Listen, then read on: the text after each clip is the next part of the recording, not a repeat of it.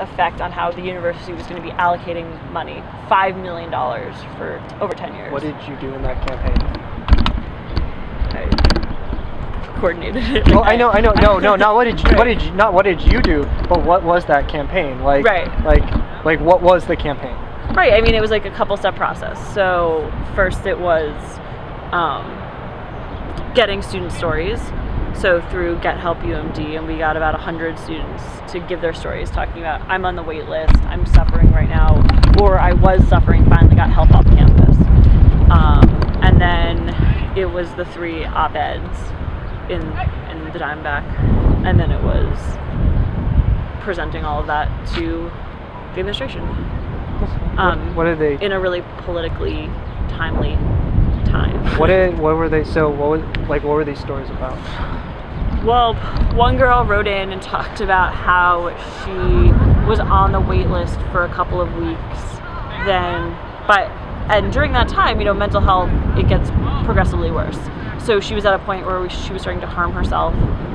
Her roommates were worried that she was going to harm herself in like a really serious way. She wasn't going to classes. She was, it was affecting her entire life. And then she finally got help off campus. But now she's going to have to wait and take another semester at the university, at least, which is not good for anybody, and she, is going to have to work for a really long time to get her GPA back up because she failed 2 classes during that period of time. And it was all because she couldn't get the help she needed. Yeah, exactly. So is this what does the $10 million actually fix that? The $10 million is the first step.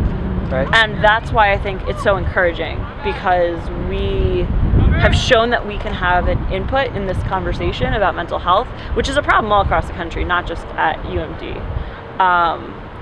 And it shows that student stories make a difference and that student advocacy makes a difference. So this money, this $5 million, will not fix the problem, no.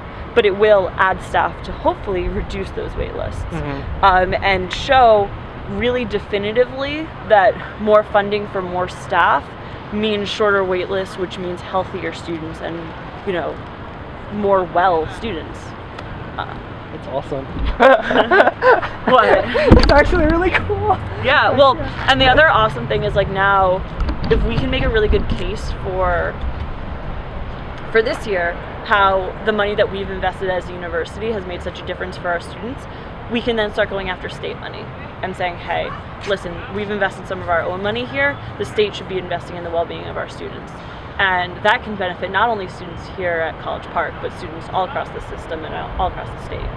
So tell me about WTF UMD.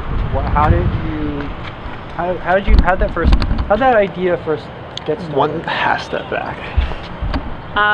WTF UMD was something that we learned about at a conference with all the other Big Ten schools. Mm-hmm. And they told us, WTF, what to fix, which obviously as a college student, that is not what you think of when you hear WTF. And we were like, okay, number one, that just tagline is awesome and will definitely appeal to students. And then we were thinking, okay, how can we get this integrated for students and get them to give us feedback?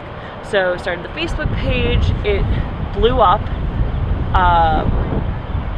way more than we were expecting, 1,500 likes in 24 hours, crazy.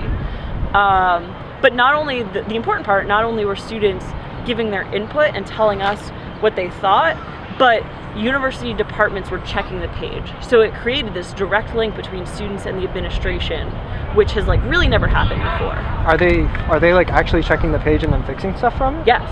Students have told us that they've gotten tickets fixed from the page. They've told us that, we've worked on things like getting the application for the university to have more gender inclusive language. We're working on that already. A lot of these things are already happening, and it's great because it also gives people a way to keep us accountable. So we have this accountability sheet where it says the person who proposed the problem, and then the SGA person who's taking ownership for it. That's a public document. So when I'm not getting my shit done, everybody knows. I'm assuming you've gotten your stuff done, right? We're working on it. Yeah, I mean, like a lot of these are long-term projects. So some of them are quick fixes where a light bulb's out, we know who to contact about that. But some of them are, you know, let's make the university application have more gender inclusive language.